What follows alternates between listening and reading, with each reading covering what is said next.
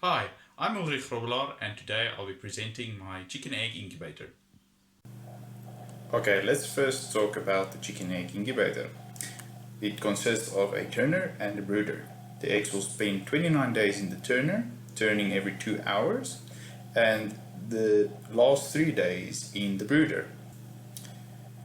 Problem statement, aim and methodology and description of my project is given and is self-explanatory.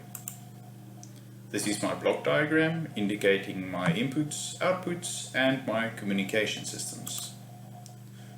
This is my schematic diagram, detailed descriptions of how it's wired and what parts are my own. This is my flow diagram, which is self-explanatory.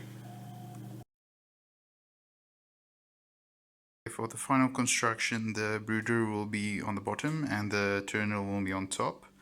There will be lids on top of each one, and as you can see it has a tray movement, so you can push this back and it will be one nice neat unit. So let's just look at the project first. So the two parts, the brooder and the turner.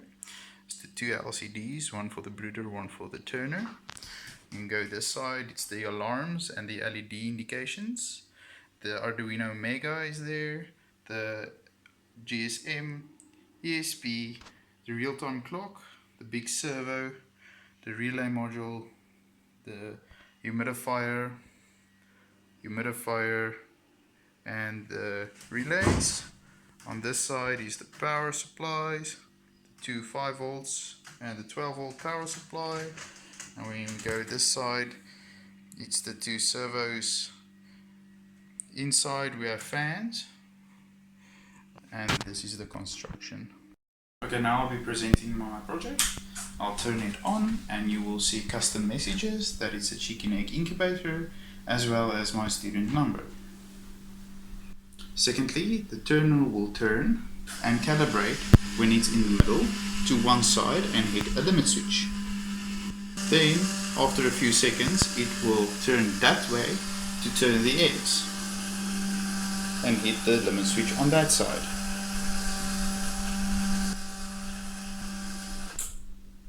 Now we will be testing the alarms. So here's a limit switch on top, and it's to discourage the lid from opening. So when it opens, alarm will sound and a light will go off. When I close it, it will stop.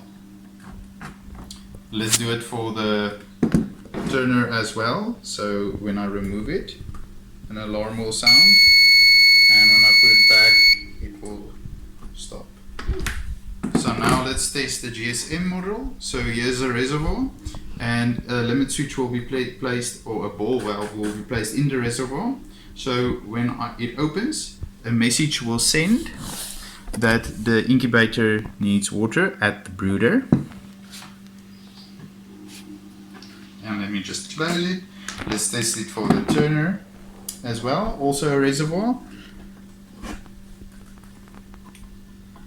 There, I've opened it and a message has been sent that the turner needs water.